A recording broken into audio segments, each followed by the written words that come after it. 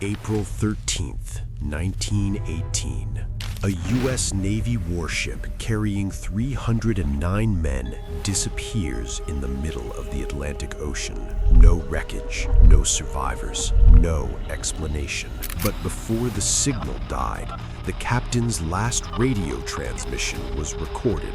If anyone can hear this, respond. We are under attack. Not by men, not by ships. It is rising from beneath the waves. Its eyes are on fire. We fired torpedoes. It had no effect.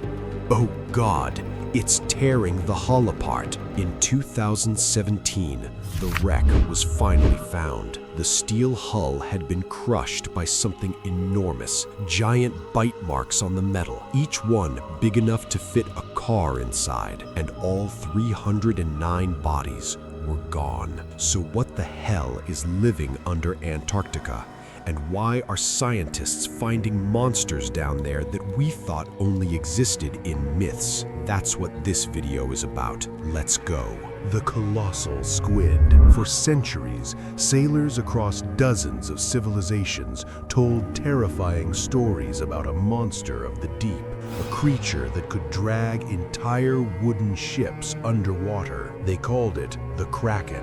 Most people wrote it off as a myth, a sailor's superstition. But in 2007, a fishing vessel near Antarctica got its nets snagged on something massive. When the crew hauled it to the surface, what came up stopped everyone cold. A colossal squid, 495 kilograms, as long as a school bus, eyes 27 centimeters wide, the largest eyes of any creature on Earth. And this thing doesn't just exist, it thrives in the deep Antarctic Ocean. It's not some rare anomaly. Scientists believe massive colossal squids patrol the deep waters around Antarctica in significant numbers. Imagine being a sailor in the 1700s on a wooden ship.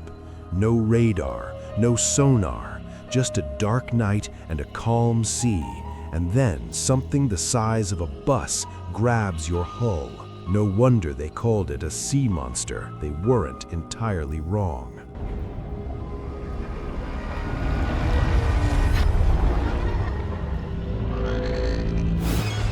The sea spider and giant starfish. Okay, so the colossal squid is terrifying, but at least it lives deep underwater. Let me show you something that crawls along the sea floor. This is the Antarctic sea spider, and I know what you're thinking. That's not so bad, right? Let me give you the scale. Those legs, longer than a dog's legs. Its body span can reach 50 centimeters, and it doesn't have enough room in its tiny body for its organs, so most of its digestive and reproductive systems actually live inside its legs. And the way it feeds? Like a vampire. It slowly approaches a soft-bodied creature, a sponge, a sea slug, and drives a long straw-like proboscis directly into the body and sucks out the organs while the victim is still alive.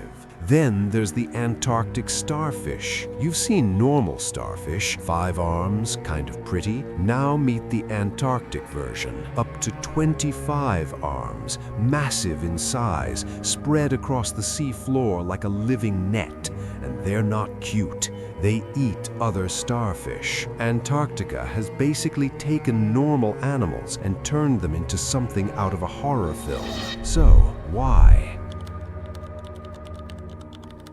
This is the part that blew my mind when I first learned it. The Antarctic Ocean sits at around minus 1.9 degrees Celsius. But even at that temperature, the salt in seawater prevents it from freezing completely. So you have this massive, dark, freezing ocean full of life. Now here's the key. Cold water holds more dissolved oxygen than warm water.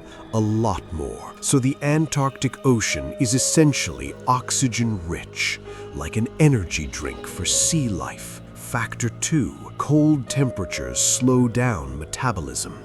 The animals burn energy slower, they move slower, They need less oxygen. So now you've got high supply of oxygen, low demand, and over millions of years of evolution, that surplus gets converted into size. Factor 3 is just as important: stability. Antarctica doesn't experience the dramatic climate swings of other regions. The ocean temperature barely changes between summer and winter. That stability allows animals to evolve over enormous timescales without interruption, slowly getting bigger and bigger and bigger. And bigger bodies actually help in the cold. A larger body retains heat better and stores more energy. So in Antarctica's brutal conditions, being a monster is a survival strategy. This is what scientists call polar gigantism, and Antarctica is ground zero for it. The jellyfish from hell. Normal jellyfish? A few centimeters, maybe a few feet for the bigger ones. The Antarctic lion's mane jellyfish, its tentacles can stretch up to 35 feet, the height of a 5-story building. Picture yourself swimming in the dark Antarctic Ocean, and this thing is drifting toward you, a massive pulsating bell above, and a curtain of tentacles hanging 35 feet below it, each tentacle covered in stinging cells. Evolution created this, and now climate change is threatening to destroy it, which brings us to the scariest part of this whole story. And it's not the monsters. The real threat.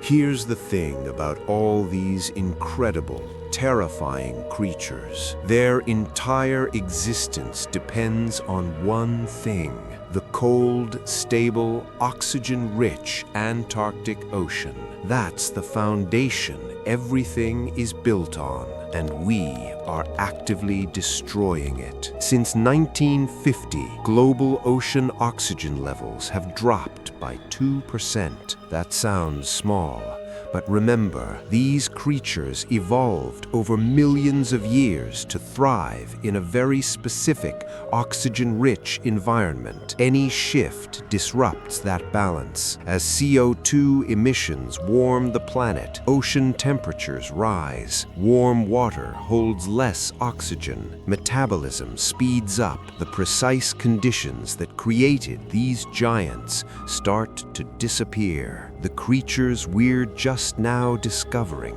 that we barely understand, could vanish. Not because of some natural event, because of us, because of the cars we drive, the electricity we use, the choices we make every single day. The real monster in this story isn't the colossal squid or the sea spider. The real monster is indifference. So there you have it. Underneath Antarctica's frozen surface lies a world of real monsters, shaped by millions of years of extreme cold, abundant oxygen, and evolutionary stability. The colossal squid that inspired the Kraken myth, the sea spider that drinks its prey alive, the giant starfish that hunts other starfish, and a jellyfish taller than a building. Antarctica is the last place on Earth where animals can grow this large, and the process, polar gigantism, is as real as it is incredible. If you found this as mind-blowing as I did, hit that like button. It seriously helps the channel. Share this with someone who loves science or wildlife, and if you're new here, subscribe and ring the bell, because we cover stuff like this every week. I'll see you in the next one.